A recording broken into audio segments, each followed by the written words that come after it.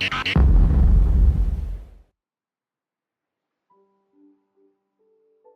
dear friends. We are back. We are here with Steve. Steve. Yes, with Steve.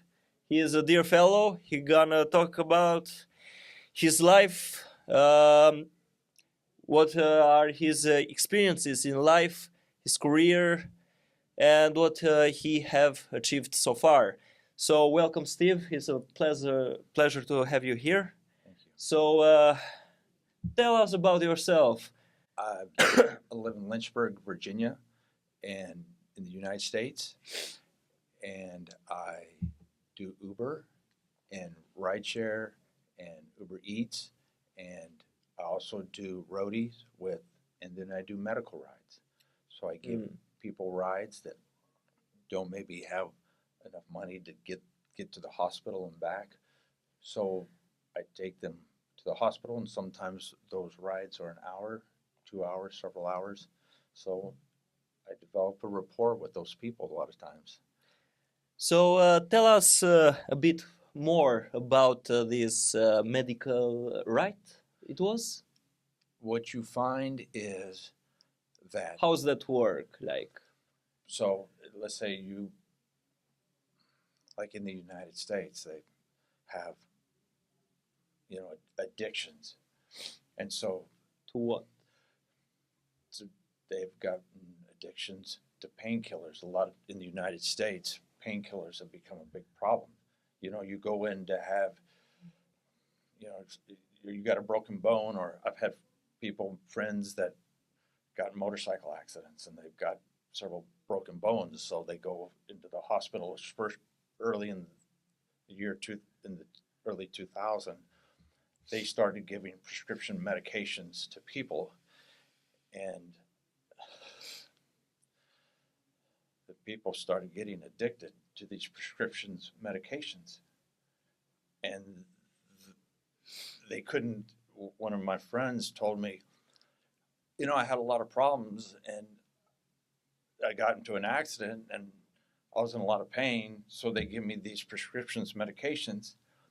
I take the prescription medications, and I feel terrific, wonderful, and they give me a couple months supply, and after 2 or 3 months, my friend tells me I can't get off them anymore. I see. After 2 or 3 months, they can't get off the pills, and so the doctor says we can't give you anymore. And my friend says, when I stop taking the pills, I can't sleep anymore.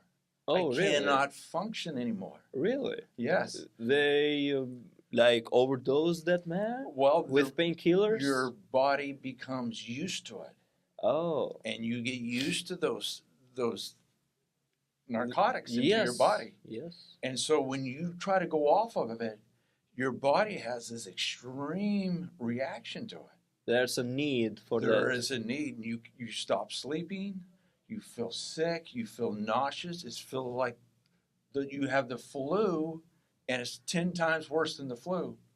So people, they couldn't get them legally, so these people would start going out and getting them illegally. Illegally. And so the problem was you had these lots and lots of people that got addicted to this. And so the government, now you've got all these people that are going on illegally getting these drugs, breaking in, stealing, doing whatever. So the government set up these programs where you would go and you would get this drug I for see. free every day, so that you are still addicted, but we're going to give you your medic drugs so you don't go out and steal and break in. So you're saying like the government has found a solution, right? To help beat these people who are in this problem, right? Yeah. So you go in, you have a broken bone. And instead of just dealing with the pain then, they gave you pills to make you feel a lot better. Of course. And now you're addicted. And now you can't get off the addiction. So the government gives you this program to give you something that you get every day, so that you don't break in, still and take I whatever see. you need. So So you're still addicted, I see. but you're sedated. So So you're s- sedated. so you're saying that this kind of drug, if you take it over and over again, it can turn you into a savage or something. Yeah, it just Uncontrolled person. continues with the addiction. I you know. see. So it is really dangerous. I Yeah, see. very so, if you get into an accident or what have you, But what if in hospitals, do they give this kind of drug? they're cutting way back on it now. I They're cutting see. way back, way, because now it's become a big problem I in the see. United States. So Steve, Yes. I want to ask you, tell us about your family, your Yes. roots of your family, your history of your family, or your current family that you are right now. Can you tell us about that? Yes. Well, we've all heard about mental illness. Of course, there are plenty of mental So- illness. So, So early, which one? my grandfather was schizophrenic. Oh, really? Yes. I'm sorry about that. Schizophrenia is passed on genetically. I see. So it's passed on through to my father, and then it was passed down through our family. So our family has had, all kinds of death, suicide, Oh, that's horrible to hear. and one of my relatives,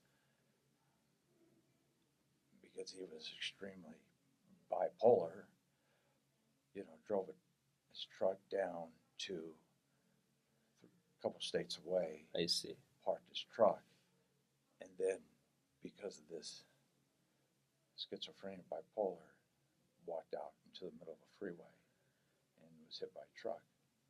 Oh, I'm Intentionally. really sorry about that. So mental illness has been all through my family. Bipolar, depression, and So, as far as I'm hearing, you have like, let's say, experience in this kind of illness, mental illness.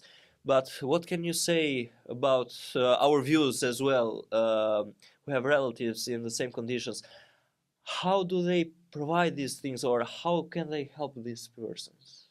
What can you say about that?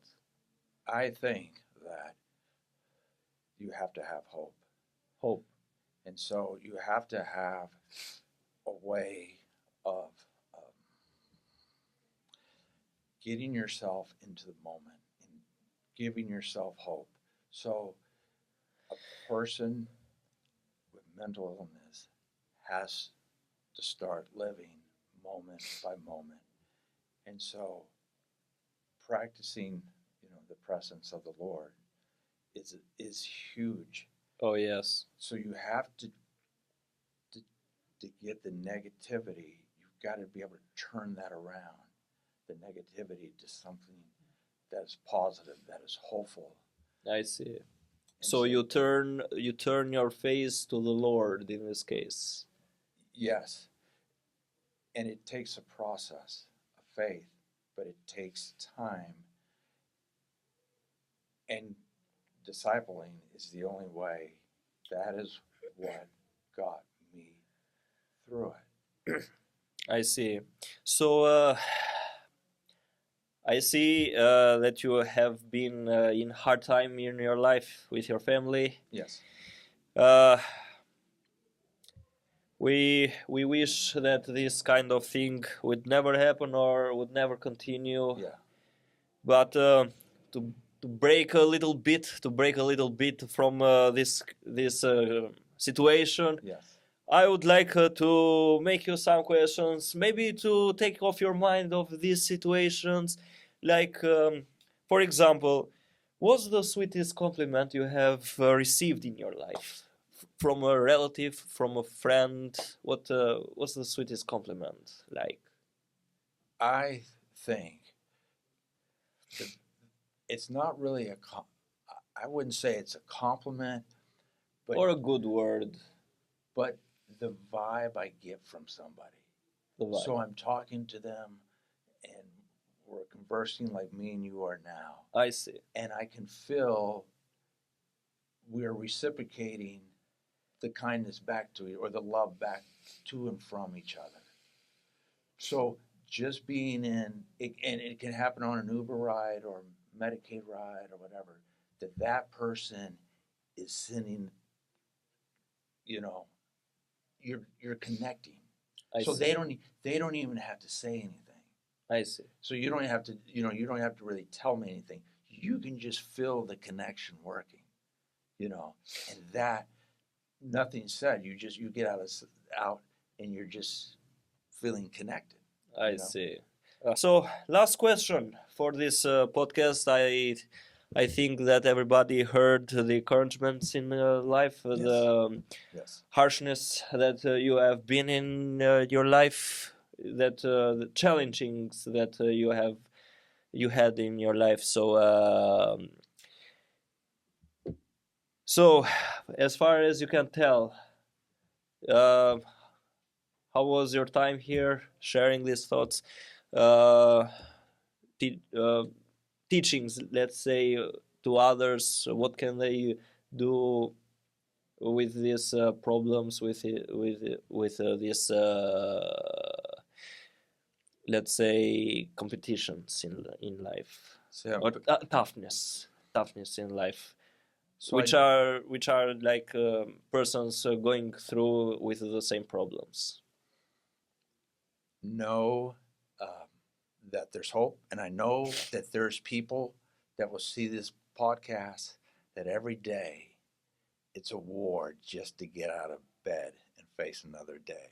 I know there's people going through divorce, people that have lost loved ones. I know there's people that have lost their children that struggle with a reason just to get out of bed, and that Jesus knows that.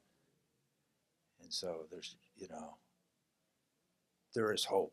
And God bless you. Thank you very much for following us, and God bless you as well. Have a blessed night.